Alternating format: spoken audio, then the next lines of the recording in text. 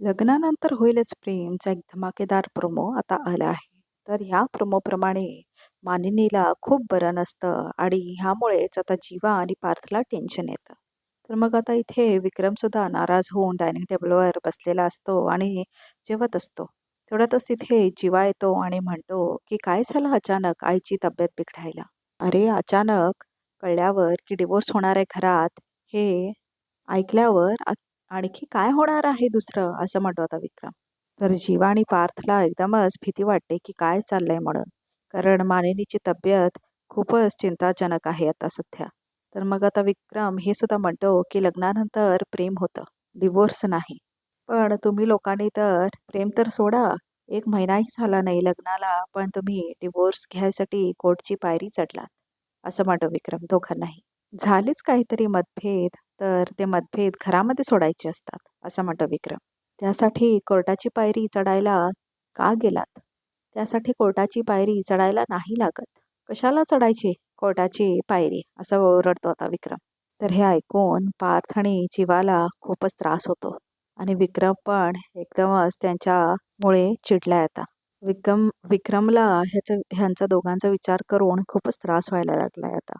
त्याला असं वाटतंय की डिवोर्स घेऊन इतके कसे काय हे दोघंही शांत आणि मानिनी ह्या दोघांमुळेच इतकी आजारी पडली आहे ह्याचं त्याला खूप टेन्शन आलेलं आहे सध्या आता विक्रमला.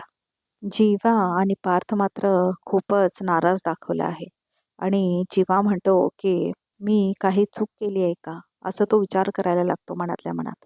तर तिकडे पार्थ सुद्धा मनातल्या मनात हेच विचार करायला लागतो की मीही डिवोर्स देऊन काही चूक केली का, मी घरामध्ये सांगायला हवं होतं का या सगळ्याबद्दल, असा आता पार्थलाही विचार येऊन जातो मनात. आणि आता जीवालाही सुद्धा वाटतं की माझं लग्नाआधी जे प्रेम होतं त्याच्याबद्दल मी सगळ्यांना सांगितलं असतं तर बरं झालं असतं का. त्याला असंही वाटतं की आईची तब्येत जेवढी बिघडली आहे ती एवढी तरी बिघडली नसती, असं त्याला वाटू लागतं. आणि इकडे पार्थला पण तेच वाटतं की जर पार्थनीही काव्याला तेव्हाच सोडलं असतं तर तेवढा परिणाम झाला नसता मानिनीवर. पण इतकं चांगलं राहून 1 महिनाभर ह्या घरामध्ये मानिनीला खूप लळा लागला असतो होता, काव्याचा सुद्धा.